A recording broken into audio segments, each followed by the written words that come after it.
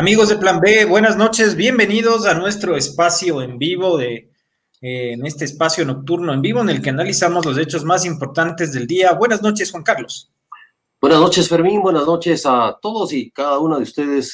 Gracias por estar con nosotros acompañándonos nuevamente. Estamos en vivo en nuestras cuentas de Facebook, Revista Plan B, y de nuestra cuenta de Twitter.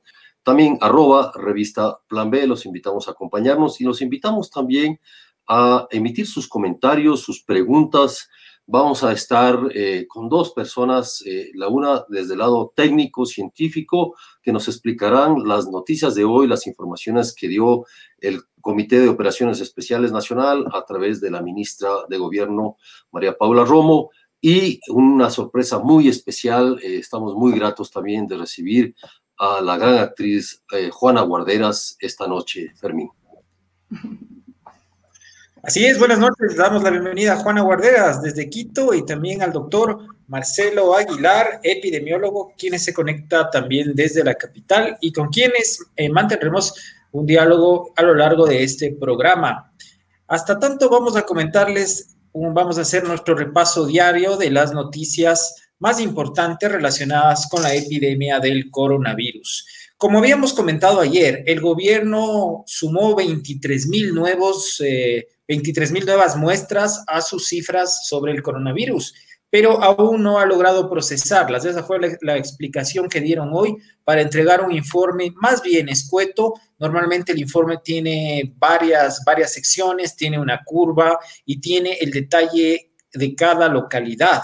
En este caso, el día de hoy, hasta esta hora que hemos consultado la página del Ministerio de Salud y la página de gestión de riesgos, únicamente se entregó una infografía nacional en donde aparece un significativo aumento de los casos, en especial en la provincia de Manabí. Les vamos a mostrar las cifras que ha entregado el gobierno el día de hoy. Aclaramos también que, por ejemplo, el Comité de Operaciones de Emergencia de Pichincha no ha podido especificar tampoco el detalle de en qué provincias se han dado los aumentos en la ciudad capital de casos positivos, aunque hay un aumento significativo, más o menos de 950 como a 1,600 casos, la mayoría entendemos en el distrito metropolitano. Este es el mapa del día de hoy. El gobierno ha confirmado 22,719 casos, ha descartado 23,138. Esto quiere decir que más o menos la mitad de las muestras que se toman salen positivas, un poquito menos de la mitad. 40%. Si alguien le toma esta prueba, probablemente tiene esa es la probabilidad de que salga positiva. Tenemos todavía, el gobierno reconoce casos con sospecha, 10,656, casos con alta hospitalaria, 11,366. A eso hay que sumar el balance de fallecidos, ¿no? El balance de fallecidos, bueno, tenemos aquí la curva que evidencia, estaba la curva haciendo una especie de meseta, pero con la gran cantidad de resultados que se incorporaron ayer, podemos ver cómo la curva está realmente disparada, ¿no? En tanto el total nacional cuanto en Guayas, donde se concentran más o menos 15,365 casos, y muy por debajo está todavía la provincia de Pichincha. Los casos en Manabí también se han aumentado de manera considerable. Podemos ver, además, este es el detalle de los fallecimientos. 576 personas que habrían muerto con un diagnóstico de COVID y 1,060 personas con una muerte presuntamente ocasionada por esta enfermedad infecciosa, lo cual suma 1,636 fallecidos. Este es el balance hasta esta hora, Juan Carlos. Así es. Aquí hay varias noticias también que se dieron en la mañana. Primero, el ministro, las cifras fueron ratificadas por el COE, las cifras que había dado el ministro de Salud ayer y que habían causado sorpresa, por lo menos quienes estamos haciendo el seguimiento de los números en esta enfermedad. Pero luego la ministra dijo algo hoy para justificar o para explicar el por qué el 4 de mayo, es decir, de este domingo en 8, terminará lo que ella llama el periodo de aislamiento y entrará un nuevo periodo que se llama de distanciamiento. ¿Qué significa esto? Para eso vamos a conversar con el doctor Marcelo Aguilar. Según la ministra, los datos dicen que la curva se ha aplanado, es decir, los contagios han bajado. Ese es el término exacto que usó la ministra, los contagios han disminuido. El presidente también, el presidente de la República, anunció que hay un 30% de caída en las emergencias, en las llamadas a la plataforma 171, también a la ECO 911, lo cual lleva a sospechar que, o digamos, no a sospechar, a tener la certeza, según las autoridades, de que la curva se está aplanando, a pesar de que hemos visto este salto, ¿no? Que tiene que ver, más bien, y hay que explicarlo, con el número de pruebas represadas que han venido, se han venido acumulando y fueron despejadas, lo cual nos muestra que de alguna manera sí hubo por lo menos una descoordinación en el tema de cifras, pero bueno, la realidad es esa. Entonces, quisiera, Fermín, que entremos directamente ya con el doctor Marcelo Aguilar. Él está ya al tanto de toda esta información. ¿Qué debemos entender de esto, Marcelo? Buenas noches. Primero, si es verdad que la curva de contagios ha disminuido. Hay investigadores científicos que dicen que esto apenas es la punta del iceberg. Mucha gente dice, si salimos como salgamos, va a venir una segunda ola, vamos a recontagiarnos. ¿Cómo ves tú en tu experiencia epidemiológica, Marcelo, esta situación? Juan Carlos, Fermín, buenas noches. Un saludo a Juana Guarderas por compartir este espacio.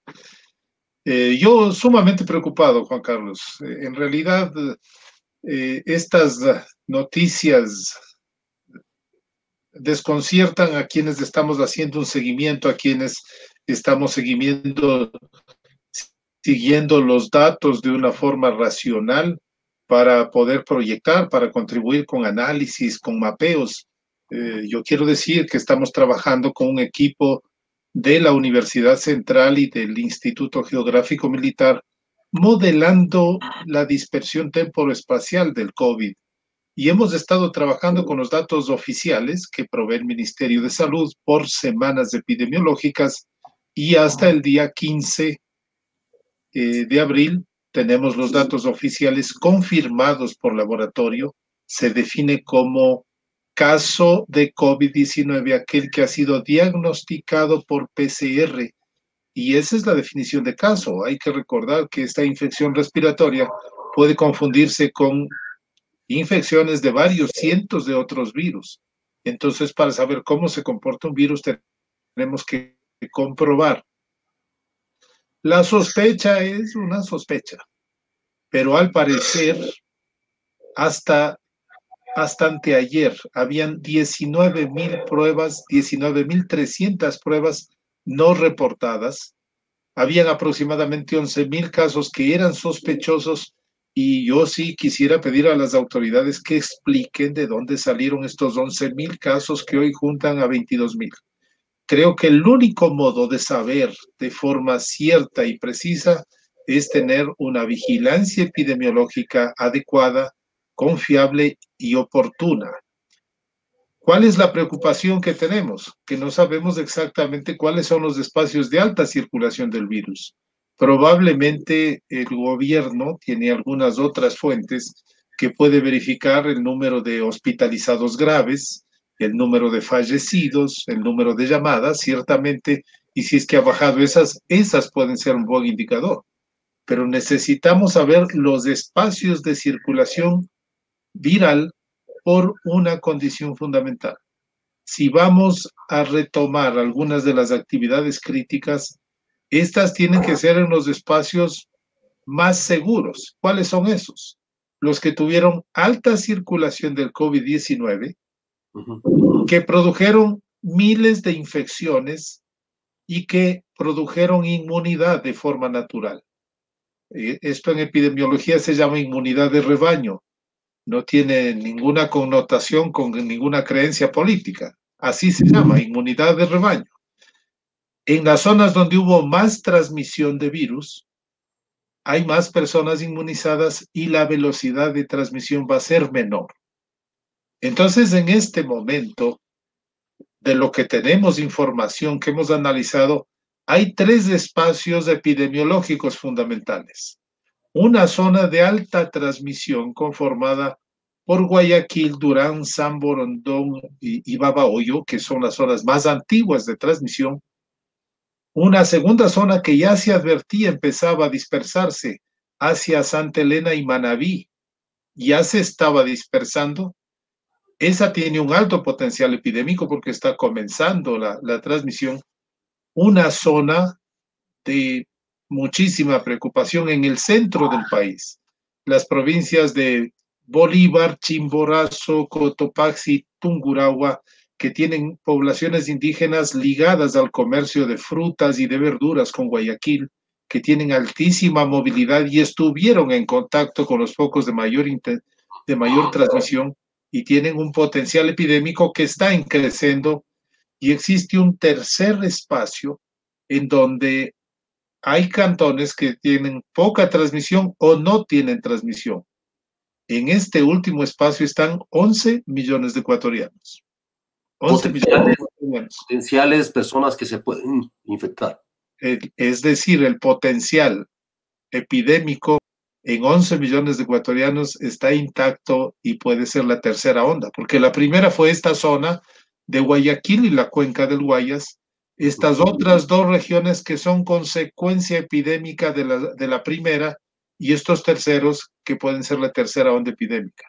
Entonces, es necesario tener información adecuada y suficiente para tomar las decisiones en los territorios que representan menos peligro. Yo quisiera saber de las autoridades más detalles sobre esto, porque esas son algunas preocupaciones que se advierten desde un análisis epidemiológico externo. ¿Cuáles son las dudas centrales en cuanto a las cifras?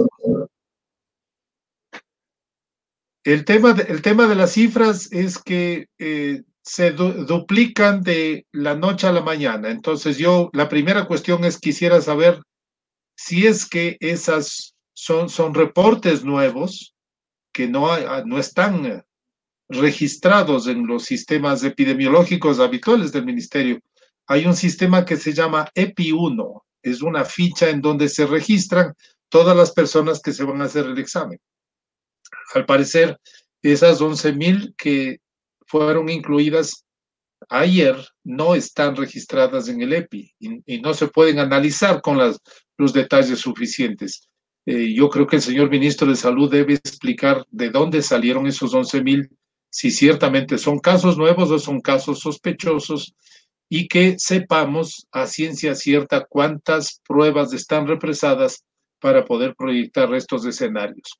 Esto va a ser fundamental. Entendemos que el tema de aislamiento, con los matices que tiene, con las dificultades que hay para que se cumpla de forma adecuada por las propias condiciones socioeconómicas del país, por la población enorme de gente que vive del trabajo diario, pues es también de entenderse que hay una presión social tanto de la gente como también de sectores productivos. Pero es importante tener la información científica adecuada para acertar las actividades y las zonas en donde se pueden reactivar algunas de estas actividades, porque a veces el remedio puede ser peor que la enfermedad, y si liberamos actividades generales en estas condiciones en donde no estamos seguros de qué es lo que está ocurriendo, pues podemos generar brotes epidémicos que pueden ser peores que los anteriores. Esto que hemos vivido en Guayaquil ha ocurrido en un escenario de aproximadamente 6 millones de personas. Los siguientes escenarios pueden ocurrir en escenarios de casi 12 millones de personas. Ahora, Marcelo, resultaría paradójico, y perdona que no estamos familiarizados con cómo se comportan las epidemias, resultaría paradójico que mucha gente pensaría que se deben abrir actividades donde no ha ocurrido, donde más bajo está la carga de contagios. tú nos estás diciendo que es mejor aprovechar que ya ha habido contagios en una zona, muchos contagios, para poder ahí abrir las actividades. ¿Estoy correcto? Sí, es correcto, Juan Carlos. Ciertamente la circulación del virus en carácter epidémico, podemos estimar más o menos que cada caso grave o cada fallecido ha producido al menos 400 infectados más. Y esos han producido otro número similar. Entonces, ¿qué es lo que ocurre? Recordemos el perfil clínico de la enfermedad. 81% son casos leves que se curan en casa. Aproximadamente 14% son casos moderados que requieren alguna atención médica y 5% son casos severos que necesitan terapia intensiva. Ese es el perfil de la enfermedad. Muchas personas, además, se calcula que entre 25 y 50% hacen infección asintomática. Tienen el virus, pueden transmitir el virus, ese es el mayor desafío de este virus, pero no presentan síntomas. Todas esas personas, que deben juntar varios miles ya en la ciudad de Guayaquil, fueron inmunizadas de forma natural por la infección. Tienen anticuerpos y la probabilidad es que no se vuelvan a infectar. Esa inmunidad de una población general, de esa inmunidad de rebaño, hace que el virus deje de circular, porque si infecta a una persona que tiene anticuerpos, el virus va a ser destruido.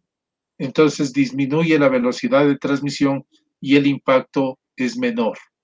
¿Qué es lo que pasó con el H1N1 en el año 2009? Después de algunos meses de circulación, había inmunizado de forma natural a varias personas y la transmisión se disminuye.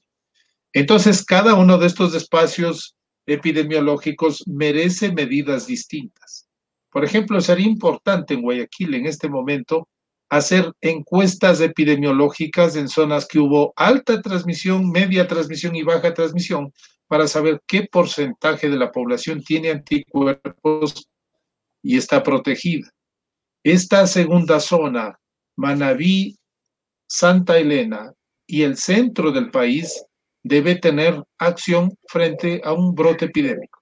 Sabemos que hay situaciones en Colta, por ejemplo, altísima transmisión, muy alta mortalidad, y están en crecimiento esas zonas del país. Y luego los cercos epidemiológicos, una de las cosas que observamos de forma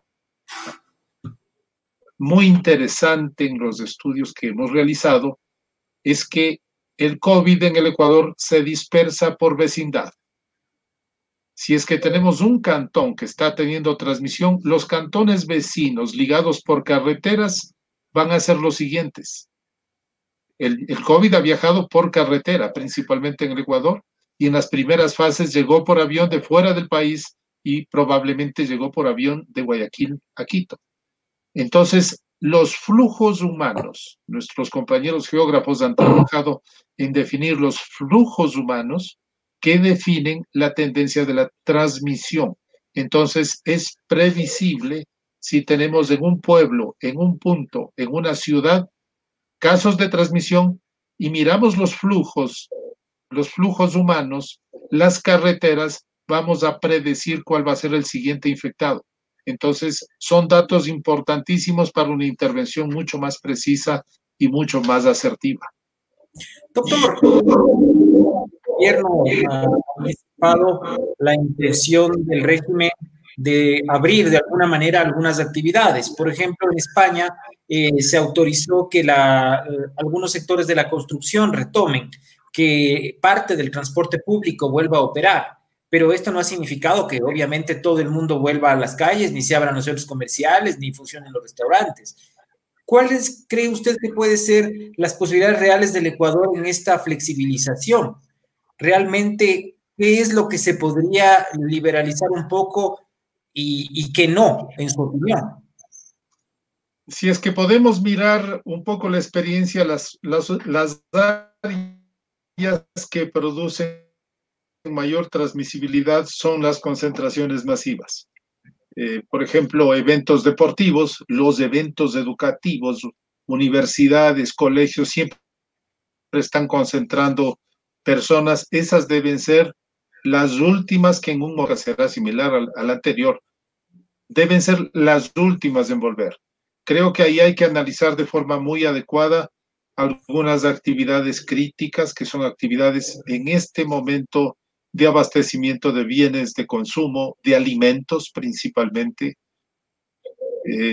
actividades que puedan hacerse de formas en horarios especiales que reduzcan la concentración de personas, que puedan programarse actividades asincrónicas, que reduzcan estas movilizaciones, que no hayan horas pico, que hayan movilizaciones más amplias, más flexibles, con menor concentración de personas. Yo creo que esos son algunos criterios fundamentales y algunas actividades que le permitan a la gente acceder a algunos ingresos, porque otro de los temas muy sensibles es cuánto tiempo se puede mantener una actividad de estas con poblaciones que viven del diario, que no tienen recursos, que no hay los alimentos, no hay la asistencia suficiente. Entonces, tienen un límite estas actividades de restricción social y hay que calcularlas de forma racional. Lo que yo sí esperaría es que se calcule racionalmente el impacto que pueden tener estas actividades. Doctor, quisiera invitarle a revisar algunas de nuestros oyentes, de las personas que nos están siguiendo a través de las redes sociales, a ver si puede ayudarnos a responderlas. Vamos a irlas colocando en pantalla para que usted las pueda ver. Tenemos una inquietud de Efraín Soria. Saludos. ¿Pueden comentar la posible salida prematura del aislamiento? ¿Qué opina usted al respecto, doctor? Doctor, ¿me escucha? Sí, escuché. El problema fundamental es que cuando se liberen algunas de estas acciones, la gente salga de forma descontrolada. Ese puede ser uno de los mayores problemas en esta fase. Entonces, creo que las instrucciones tienen que ser precisas, qué actividades se retoman, en qué horarios, cómo se las hacen, porque a pesar del aislamiento, hemos visto días en los que hay una movilidad enorme en ciertas zonas, en diversas zonas del país. Por ejemplo, se suspendió la feria mayorista en Ambato, pero se trasladó hacia la carretera. En Guayaquil, en diversas zonas del país, hemos visto una movilidad casi normal. Las zonas de población indígena se han movido de forma casi normal. En la capital, la restricción disminuyó algunas actividades, pero hay zonas en donde ha habido muchísima movilidad. El peligro puede ser que con esta angustia que ya tiene la población de estar con estas limitaciones, salga de forma descontrolada, sin tomar las medidas adecuadas de precaución, de prevención, y se puedan producir rebrotes y nuevas epidemias. Hay otra pregunta, doctor. Hola, plan B. Es cierto que parece apresurada la medida de salir del confinamiento. Uno de los miedos es la indisciplina. ¿Cómo entender que nos vemos a nosotros mismos como gente que no hacemos lo correcto? ¿Por qué necesitamos de un vigilante para mantener el distanciamiento?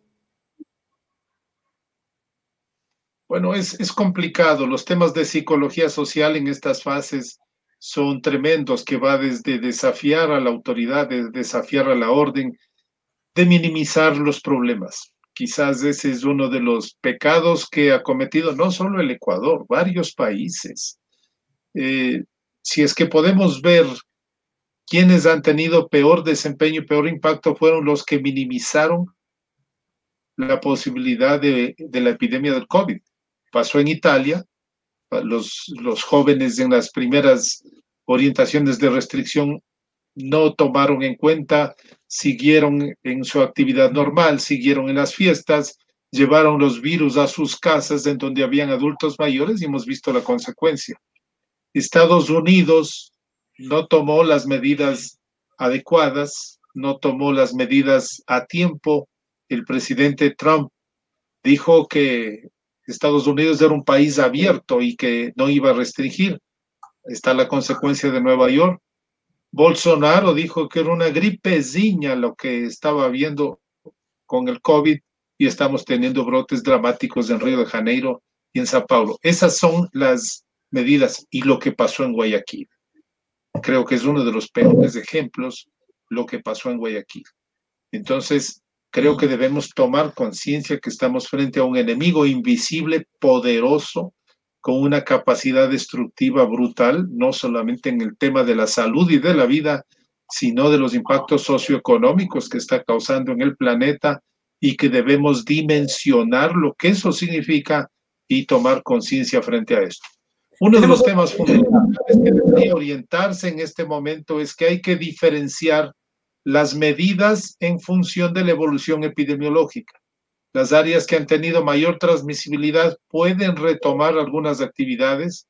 Las que están en proceso epidémico en este momento tienen que tener medidas mucho más rígidas y hay que mantener la vigilancia en las zonas que aún están vulnerables. Hay otra pregunta, doctor. Según los datos que se manejan, ¿cuándo tendríamos el pico de la curva epidemiológica? Pregunta desde Twitter. Deberíamos estimar que las medidas de restricción social que se aplicaron, que tienen más o menos, vamos a las 5 semanas, redujeron la velocidad de transmisión, que es lo que probablemente está ocurriendo en la ciudad de Quito. Sin embargo, yo esperaría que en la próxima semana podríamos tener ya una evaluación racional, calculando al menos el número de fallecidos, el número de casos graves que se internan en los hospitales y las llamadas al 171 podrían darnos una medida si es que se estabilizaron las transmisiones y si es que hay condiciones de retomar algunas de estas actividades. Mi preocupación es que las autoridades deben ser más explícitas para decir cómo, por qué se toman las decisiones y sobre qué bases. Otra pregunta, doctor, de Mateo Ordóñez Rivera. ¿Qué opina de los últimos estudios publicados en Nature, en donde muestran que un buen porcentaje de las personas que tienen síntomas leves y de asintomáticos no generan suficientes anticuerpos para protegerse de una segunda infección?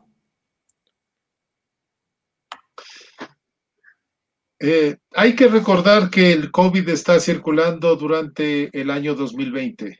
Enero, febrero, marzo, lo que llevamos de abril, es muy poco tiempo. Sin embargo, yo diría que la respuesta de la comunidad científica mundial ha sido extraordinaria. Hacia el 15 de febrero teníamos la primera publicación que mostraba cómo se había comportado en Wuhan, en China. La información ha sido impresionante, abrumadora. Todavía hay mucha información contradictoria, y habría que esperar un poco más para tener mayor claridad sobre estos datos. Todavía se están viendo cómo se comporta la carga viral, todavía se hacen ajustes de la detección oportuna, en fin, son datos que todavía deberán irse consolidando. Es muy temprano, hay mucha información, pero son series de casos, son números que todavía no nos dan certezas en muchos aspectos del comportamiento biomédico. Finalmente, Marcelo, gracias por estar con nosotros. Finalmente, ¿qué está haciendo la universidad en detalle, la Universidad Central del Ecuador y el cuerpo, perdón, y el Instituto Geográfico Militar? ¿Qué es lo que están haciendo y para qué va a servir en esta lucha contra la epidemia? Bueno, la Universidad Central tiene una gran cantidad de actividades alrededor de esto. Está preparando, por ejemplo, un sistema de vigilancia epidemiológico con la presencia de casi 20,000 estudiantes de la Universidad Central en la ciudad de Quito que pueden notificar eventos, la presencia de eventos de infecciones respiratorias, de personas que requieran ayuda, y se está trabajando. Eso está manejando el señor rector, el doctor Fernando Sempertegui. Hay una serie de acciones de ayuda, de investigación en el área de respiradores.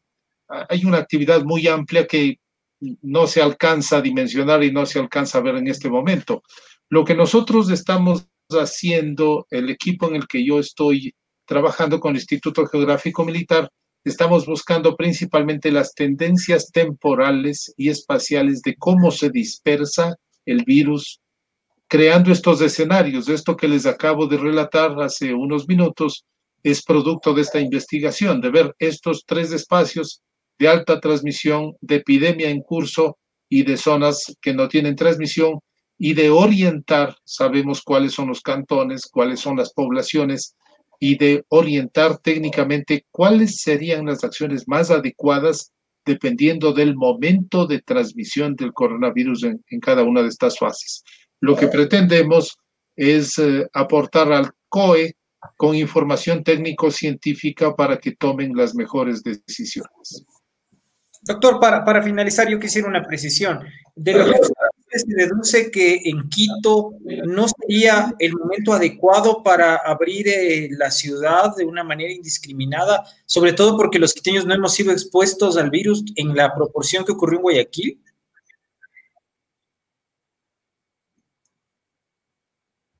Yo lo que esperaría es que en estos próximos días se tenga una información mucho más precisa, se tenga una estadística más adecuada para saber exactamente qué es lo que está sucediendo. Las informaciones son, si no contradictorias, no son suficientes, no son totalmente confiables para saber si es que lo que vimos hoy fue producto del represamiento o efectivamente fue un crecimiento. Yo diría que hay que consolidar alguna información en estos próximos días. Sería deseable estar retomado también el COE del Distrito Metropolitano de Quito, que junta a un grupo interesante de académicos que fueron convocados por el alcalde. Estamos recomendando en ese espacio que se realicen algunas investigaciones de prevalencia en algunas zonas de Quito para saber cómo está la inmunidad y cómo se puede actuar en consecuencia de eso y tomar las medidas adecuadas. ¿Cuál es la mayor preocupación? Abrir actividades que puedan desencadenar nuevos brotes y epidemias de mayor dimensión. Esa es la mayor preocupación que tenemos desde el punto de vista epidemiológico y social. Muy bien, muchas gracias, doctor Marcelo Aguilar, médico epidemiológico. Él ha tenido una formación muy amplia en epidemiología y ha dirigido instancias muy importantes como el propio Instituto de Esquieta Pérez y otros temas de vigilancia epidemiológica en el Ecuador. Por lo tanto, debemos decir que sabe exactamente lo que dice. Lo que pide son cifras, lo que pide son datos absolutamente certeros para poder modelar con absoluta certeza lo que va a tomar la decisión política que va a tomar la dirigencia en este momento del COE, decisiones políticas que tienen que ver con la seguridad sanitaria. O sea, siempre lo repito, Marcelo, las decisiones en este momento las está tomando el virus. Las decisiones de tiempo, las decisiones de espacio, no las tomamos nosotros, no los toma el COE, no los toma el presidente, los tiene que tomar el virus. Y sobre la seguridad biosanitaria de la población se debe actuar. Ciertamente, Juan Carlos, son 3 elementos fundamentales. El conocimiento técnico-científico que nos va a dar el estado de cómo está circulando el virus. Hemos visto que las condiciones de vida, las condiciones sociales, las capacidades de respuesta de vigilancia epidemiológica han sido débiles y el plato estaba servido, la mesa estaba servida para el virus, ¿no? Para la destrucción que ha causado el virus. Luego hay que tomar en cuenta esto que tú llamas la seguridad sociosanitaria, porque hay que entender que de las decisiones que se tomen de aquí en adelante va a depender el número de enfermos y el número de muertos que van a seguir ocurriendo. Y luego también una responsabilidad enorme con la sociedad, que es la capacidad, que son las condiciones de mantener una sociedad productiva que tenga condiciones de sobrevivir en los difíciles momentos económicos que vive el Ecuador. Entonces son dimensiones de enorme responsabilidad a los que está desafiada la sociedad ecuatoriana. Muchas gracias. Sigamos, Fermín. Bueno, agradecemos muchísimo al doctor Marcelo Aguilar, epidemiólogo, médico, profesor de la Universidad Central, una de las fuentes médicas más connotadas de nuestro portal, por su presencia esta noche en este programa. Y damos la bienvenida a Juana Guarderas, la actriz Juana Guarderas, quien viene a contarnos su nueva propuesta escénica a través de Zoom. Hola, hola Juana, ¿cómo estás? Buenas noches. Qué gusto, buenas noches, buenas noches. Yo estoy bien, un poco asustada después de escucharle al doctor, pero claro, creo que este tema de la responsabilidad también de las decisiones estatales, bueno, son las que son o las que vayan determinando, pero creo que también nosotros como ciudadanos, como personas con criterio, también debemos ser responsables de nuestro propio entorno, de nuestra propia familia, y saber a qué nos arriesgamos y a qué no nos arriesgamos de aquí en adelante, ¿no? Creo que por eso es importantísimo lo que mencionaba el doctor, estas cifras que sean razonadas, unos números que sean razonados, que sepamos de dónde vienen exactamente, no solamente como entregados de una manera, de una información sin un contexto muy claro, ¿no? Entonces, sí me quedo un poco preocupada con esto, pero creo que insisto en que como seres humanos con criterio, con sensibilidad, con inteligencia, podemos también tomar nuestras propias decisiones. Juana, el teatro es uno de las actividades que sin duda se va a ver afectada, se ha visto ya afectada por esta situación. Si no podemos estar juntos en una sala muchas personas, ¿cómo puede darse el teatro? ¿Qué futuro le ves tú en particular a tu arte en este escenario dramático que está viviendo la humanidad, de la pandemia? Bueno, primero le veo en un presente, ¿no? Primero creo que es sumamente importante recordar lo que todos sabemos, que parte de la salud, aparte de la salud física, de tener una comida que podamos llevar a nuestra mesa, que sea nutritiva, etcétera, de cuidarnos, de quedarnos en casa, está toda la otra parte de la salud mental. Y la pandemia nos ha demostrado que en ese sentido los artistas en general somos indispensables, que somos una parte sumamente importante de esa salud mental, ¿no? Es decir, es esto lo que hemos consumido mientras estamos encerrados en cuarentena, la necesidad de escuchar una buena música, de leer un buen libro, de hacer estas visitas virtuales por los museos, de ver una ópera en línea, de ver una obra de teatro en línea, de ver danza, ballet, etcétera. Creo que eso se ha demostrado que realmente formamos parte, más allá de lo que se pueda pensar o se pueda decir, que el arte es un artículo de lujo que solamente se lo consume en los momentos de descanso, de lujo, etcétera. No, es una alimentación indispensable para nuestra vida. Y decía Fernando Savater en un artículo muy divertido, él decía, país que no invierte, decía él, en este caso yo puedo entender que estamos en una situación crítica, pero decía, también teniendo este sentido, país que no invierte en cultura tendrá un producto interno cada vez más bruto. Entonces, creo que esa es una reflexión que cabe y vale la pena tomarla en cuenta. Otros países han tomado realmente políticas en torno al fomento a este sector tan frágil como es el arte, porque vale decir, la mayor parte de quienes estamos vinculados al mundo artístico no somos asalariados, no estamos dentro de un rol de pagos, no necesariamente todos pueden acceder a un seguro social ni privado ni público. Entonces, somos ya de por sí un sector en el ámbito laboral bastante frágil, y con lo que se viene en este momento más todavía, porque volviendo a lo que decía inicialmente, esta necesidad de ser responsables con lo que hacemos, yo, más allá de actriz, sostengo el Patio de Comedias, que es una sala que tiene 40 años, yo estoy a cargo del patio 30 años, realmente, por más que nos digan el 4 de mayo se abren las puertas, yo sé que los teatros vamos a ser los últimos de la fila, pero así hubiésemos sido los primeros de la fila, yo personalmente no me animaría a arriesgarle al público, ni arriesgar a mí mismo, ni a los actores, ni a las actrices, ni al equipo de personas que trabajan aquí en el teatro. Entonces, claro que me he tenido que poner a pensar cuáles son esas otras opciones.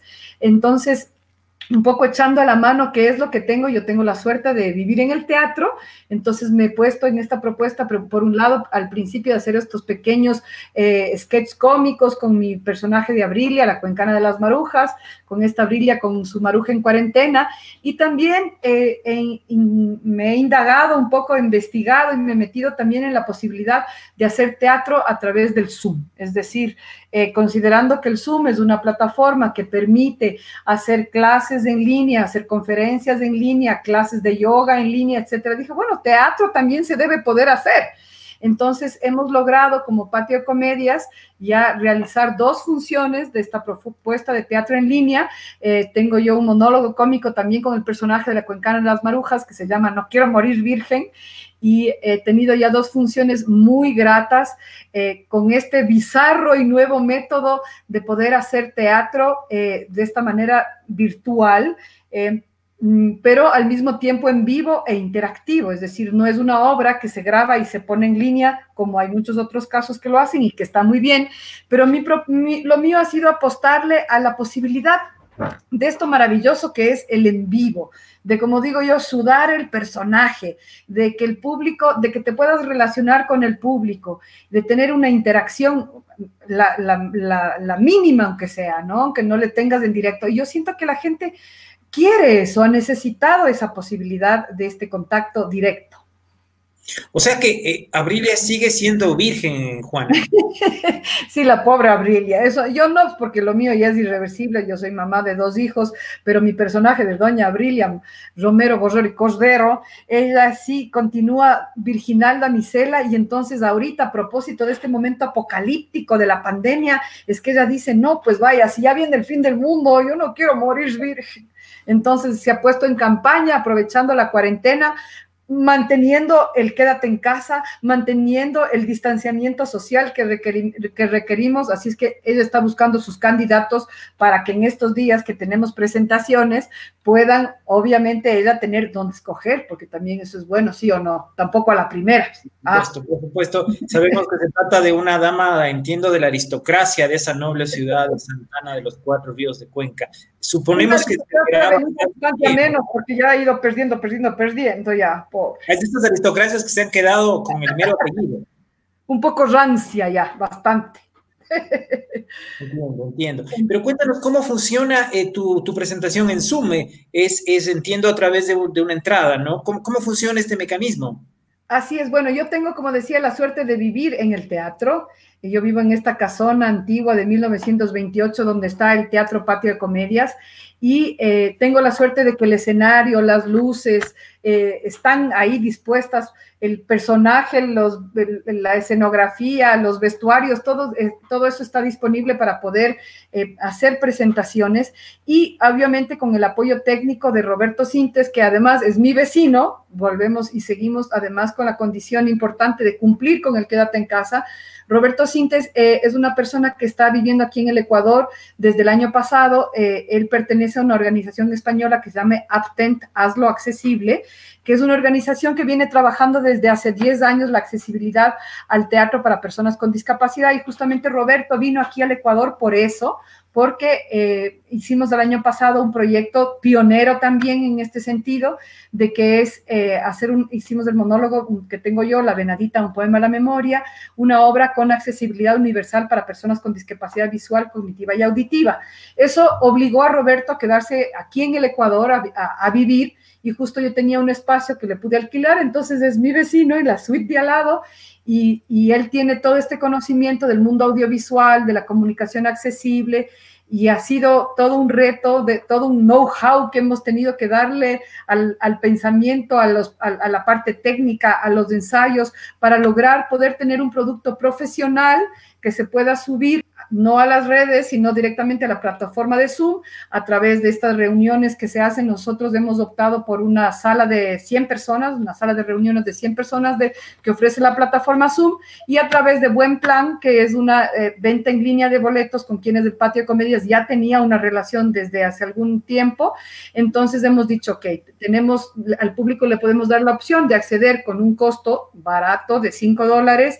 Me refiero barato en el sentido de que no vamos a cobrar lo mismo de una entrada en el teatro en vivo, que en el Patio de Comedias costaba normalmente 10, 12 o $15. Pues bien, ofrecemos a un precio un poco, además considerando la crisis, siendo también solidarios con eso, pero buscando un modus operandi de cómo va a poder funcionar el teatro más adelante. Habiendo hecho estas pruebas del teatro en Zoom y habiendo visto que funcionan, que la interacción también funciona, que hay toda una serie de protocolos que el público tiene que seguir, de prender y apagar su micrófono para poder tener la interacción, etcétera, pues yo le veo a esta una posibilidad que nos puede ayudar en el futuro, cuando, como digo, el teatro y los espacios artísticos seguramente como últimos de la fila podrán volver a abrir sus puertas y tal vez no podamos llenar nuestros aforos a totalidad, sino que seguramente tengamos que tener, no sé, 20, 30 personas en las salas, mientras tal vez otras 30 o 40 o 50 se puedan unir de manera virtual. Tal vez pueda ser esa una modalidad que nos permita continuar en el futuro. Entonces era para mí importante hacer esta prueba y entender cómo funcionaba, hacer este ejercicio, habituarle al público a esto que es algo nuevo, ofertar esta opción a instituciones, a públicas, privadas. Yo justo estoy ahora buscando, por ejemplo, algún auspiciante que desee, por ejemplo, pagar funciones o entradas. Me encantaría, ese es mi objetivo, por ejemplo, poder presentar la obra a un grupo de enfermos en un hospital. En este momento, o quienes están en la primera línea, médicos, enfermeras, poder desconectarse un ratito y entrar en esta vibración del humor, que es una vibración positiva y alta siempre. Qué interesante, Juana, porque de hecho esto está bien, y ahí están las empresas que podrían funcionar, las que están apoyando en esta pandemia, en esta epidemia, en todo sentido, pero también en este tipo de apoyos se necesita. Me parece una idea brillante, es decir, por ejemplo, los médicos, un gran homenaje. Un homenaje a los médicos. A médicos, sería a personal de salud, a enfermeras, a enfermeros, a personal de salud que está en este sistema de atención 24 horas diarias, literalmente, poder tener un espacio contigo para que ellos desfoguen de alguna manera emocionalmente y espiritualmente. O sea, el teatro no da de comer, pero enseña a vivir, dicen, ¿no? Tal cual, tal cual. Entonces, yo quería hacerte dos preguntas ahí. La una. Claro. ¿Cómo estás tú? ¿Estás lista de pasar del Veme y No Me Toques al Juntos pero no Revueltos?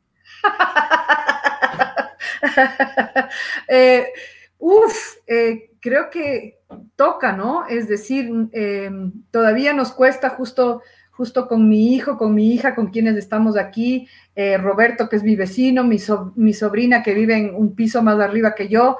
Estamos todavía en esa cuestión de que a veces nos olvidamos de esto y de pronto llega mi sobrina y mi hijo se le lanza así. Yo le digo, espera, no, cuidado. Todavía, si bien estamos de alguna manera en nuestro quédate en casa dentro del hogar, también obviamente sabemos que cada uno tiene que salir de compras o tiene que salir a lo que tenga que salir en los horarios permitidos y obviamente estamos siempre expuestos. Entonces, yo creo que toca el sin que te roce, nos toca. ¿Cuáles eran las opciones que habías dicho? Veme y no me toques. Veme y no me toques. ¿No es cierto? El sin que te roce nos va a tocar de aquí a un buen rato. Después estamos juntos pero no revueltos. Juntos ¿no? pero no revueltos, eso era. Ven y Claro. no me toques, juntos pero no revueltos, sin que te roce. ¿Cómo te sientes tú como actriz? Es decir, en esto, es distinto, obviamente, en el teatro, tener un público en vivo, tener un público que comparte, que se introduce, es un compromiso colectivo, y frente a una pantalla. ¿Cómo te sientes tú? ¿Cómo le ves? Yo me sentí, la primera vez que lo hice, me sentí como si estaba en una cápsula del tiempo, como si me tocaba hacer un viaje a la luna, como que si me tocaba hacer una situación absolutamente bizarra, extraña. obviamente yo he trabajado también en el mundo audiovisual y sé actuar para una cámara y conozco los códigos de una cámara también. He trabajado en televisión, en estas series webs, etcétera. Entonces tengo esa relación con la cámara, pero ya sobre un escenario de teatro y con las luces respectivas, esta otra relación a través de una pantalla es absolutamente extraña. Pero al mismo tiempo desafiante y al mismo tiempo interesante y al mismo tiempo yo sé que como seres humanos que somos, nos vamos de alguna manera a ir acostumbrando a esas posibilidades y nos está tocando hacerlo, ¿no? Y yo creo que siempre hay un desafío y que siempre en todas las cosas en la vida hay aprendizajes y hay pros y contras. Y si bien voy a tener una nostalgia sobre ese teatro en vivo, sobre ese acto ritual mítico que implica este ejercicio de complicidad de un público que llega a una sala de teatro, yo sé que eso va a retomar, eso no va a morir, el teatro no puede morir porque es algo que está en el inconsciente del ser humano desde hace miles de años, no va a morir, o sea, el teatro no va a desaparecer, no lo ha desaparecido el cine, no lo desapareció el internet, no le desapareció la televisión por cable, ni las Netflix, ni nada de eso. El teatro no va a desaparecer porque la gente necesita de este ritual en vivo. Va a volver seguramente en un tiempo más, en un tiempo, no sé, en un año, no tengo idea mucho en cuánto tiempo, es una incertidumbre, pero mientras tanto vamos a tener que ir encontrando todavía esa conexión con el público y todavía replicar esto que deseamos que sea teatro en algunos casos como está siendo propuesto, teatro en línea filmado, que es una opción válida, pero para mí esto del en vivo es algo que es clave y lo confirmé en estas dos funciones que he hecho del No Quiero Morir Virgen a través de Zoom. La gente quiere ese contacto, la gente necesita. Había una familia en una de las funciones que me decían, ¿sabe qué? Nos vestimos como cuando nos íbamos al teatro.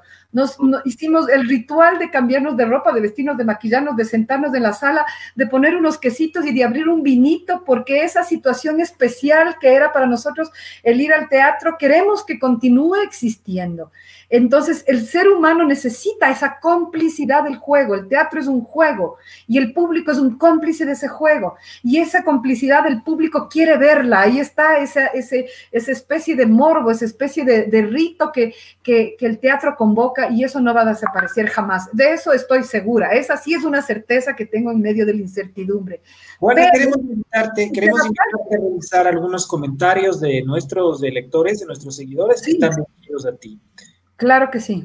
Vamos para que los veas y los puedas responder, de ser del caso. Buena Juana, gracias por ser tan sutil al hacer comedia en un momento tan delicado, dice Andrés Salgado desde California. ¡Oh, qué lindo! Este es justamente uno de los ejemplos maravillosos. Es decir, el teatro puede ser ahora accesible no solamente a las personas que viven en la ciudad donde uno está ejerciendo la obra de teatro, sino que nos podemos conectar, como este caso justamente del señor Salgado, que dice, estoy aquí, estoy en otro país, y podemos conectarnos. Estos días hemos tenido público que se ha conectado. El Patio Comedias, como ustedes saben, está en Quito, pero se ha conectado gente, no ha venido, ha venido al Zoom, se ha conectado gente de La Tacunga, de Cayambe, de Salcedo, de Perú, de ecuatorianos que viven en Chile, en Argentina, gente en Estados Unidos, en Colorado. Entonces, son esos otros tributos, esas otras cualidades que encontramos en estas nuevas modalidades que nos vamos inventando sobre la marcha. Entonces, de verdad, sí, ahí estoy leyendo a Caterín Paredes Gordillo, dice, muy buena iniciativa. Realmente para mí también es un alivio muy grande poder reencontrarnos con el público. En el 2020 dice, volverá el teatro. Yo estoy segura, en el 2022, perdón, dice, volverá el teatro. Sí, yo creo que en el 2022 o en el 2021, tal vez puede ser, sí, pero tenemos que continuar alimentando nuestro corazón, alimentando nuestra psiquis. Yo tengo esta relación amorosa con el humor, porque el humor es una forma maravillosa de amor. El humor está muy vinculado con el amor. El humor es una medicina. El humor es una poderosa tiene una poderosa capacidad de hacernos vibrar de una manera alta.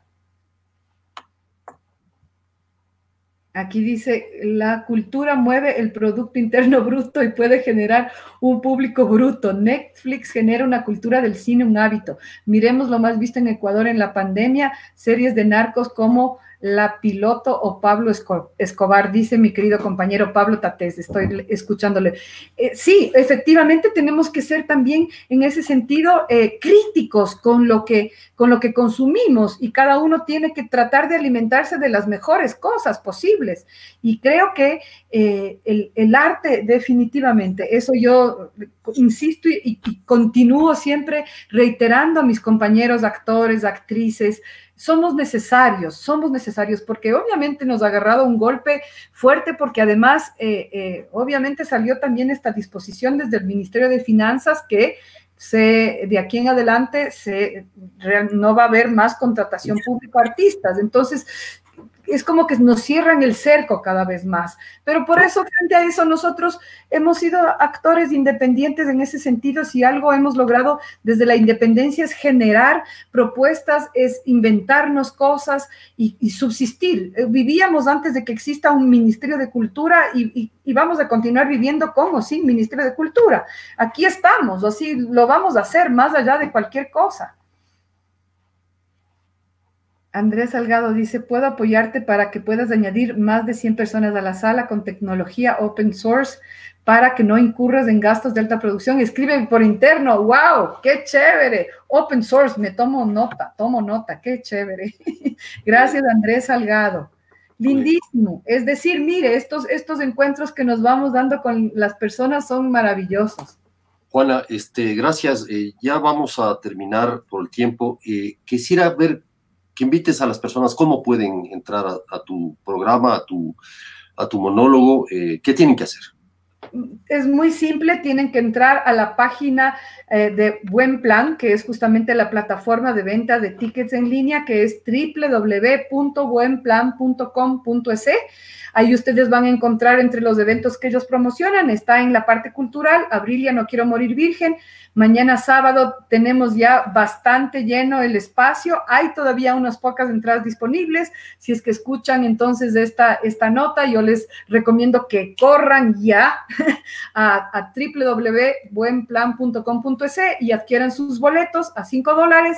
Vamos a hacer la próxima semana también siguientes funciones en días jueves y sábado, así es que si por algo no alcanzan a este sábado, va a haber entradas disponibles para la siguiente semana, jueves y sábado. Perfecto. Muy bien, Juana. Muchas gracias por haber estado con nosotros. Ha sido un gusto y un honor que estés aquí en Plan B. Y bueno, vamos a continuar promocionando, apoyando. Muchas gracias. Puedan, de alguna manera, o que nosotros seamos un puente también para que el público tenga más conocimiento de tus actividades y podamos tener en el teatro, en el arte, en la poesía, en la literatura, un espacio para la recuperación humana, ¿no es cierto? Todo lo que nosotros estamos viviendo. Eso es. Gracias, Juan Carlos, de verdad, por este espacio. Ya se hizo este vínculo que tú mismo planteas. Es sumamente importante y necesario que en este momento no podemos, a propósito de los juegos que planteabas, no podemos jugar al 1, 2, 3 salvados todos. No podemos jugar al 1, 2, 3 sálvese quien pueda. Hay que jugar al 1, 2, 3 salvados todos. Así es que aquí está. Esto que yo he hecho a través del Zoom es una modalidad que obviamente está abierta para que otros artistas puedan también acceder a ello. Muy bien, muchas gracias. Gracias a Juana Guarderas desde el Teatro de Comedias en el sector de la Mariscal en Quito. Juan Carlos, teníamos pendiente un anuncio importante también relacionado con la situación de colegas en la ciudad de Guayaquil. La pandemia ha provocado una crisis económica muy significativa que ha golpeado a muchos medios de comunicación en el mundo. Inclusive empresas periodísticas grandes están sufriendo el impacto, pero sobre todo medios pequeños. Esto ha motivado una iniciativa solidaria, Juan Carlos. Así es, es una iniciativa que la lleva adelante Fundamedios y que trata de apoyar económicamente y directamente a más de 100 periodistas y sus familias que en este momento en Guayaquil están enfrentando no solo una crisis sanitaria, algunos de ellos están enfermos, están afectados por la epidemia, sino también, sobre todo, una crisis económica. Estamos apelando a la solidaridad de las personas que puedan apoyar, donando al número que ustedes leen en pantalla, que es una cuenta corriente del Banco del Pichincha. Eso está absolutamente auditado por Fundamedios y sus socios. Ponemos de garantía que somos periodistas en general en servicio, estamos trabajando constantemente en medios y personas que somos responsables de esto. A esta campaña se juntan los colectivos Periodistas Sin Cadenas. Nos faltan 3, SOS Familias y Chicas Poderosas, que son compañeras, compañeros y colegas que buscan de alguna manera ayudar al sector y al gremio de periodismo que está afectado. Ha habido, no ya es público y no tenemos por qué ocultarlo, despidos también, despidos en diarios como El Universo, despidos en Canal 1.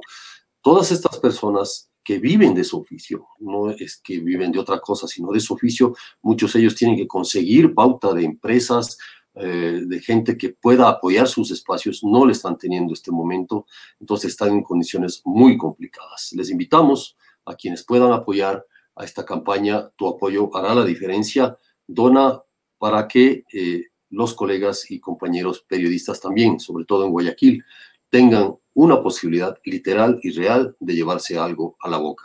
Gracias, Fermín, por este espacio también, para poder continuar y finalizar este programa. Gracias. Bueno, agradecemos entonces nuevamente a nuestros invitados del día de hoy. Les agradecemos a ustedes por su atención. Les comentamos, les informamos también que a las 9 de la noche el presidente de la República se dirigirá desde Palacio de Gobierno a la Nación para anunciar la estrategia que el gobierno afirma que tiene para, de alguna manera, salir de manera controlada de la situación en la que estamos. Nos conectaremos con ustedes probablemente el fin de semana si la situación lo amerita, y si no, les invitamos el lunes a seguir este espacio diario a las 19:30 por nuestras redes sociales de Facebook y Twitter. Buenas noches. Buenas noches, muchas gracias por su atención. Les recomendamos mantener todas las medidas biosanitarias, si es posible quedarse en casa y si no es posible salir con todo el cuidado posible necesario para no llevar el virus a nuestros hogares. Que sean felices en estas circunstancias. Hasta el lunes.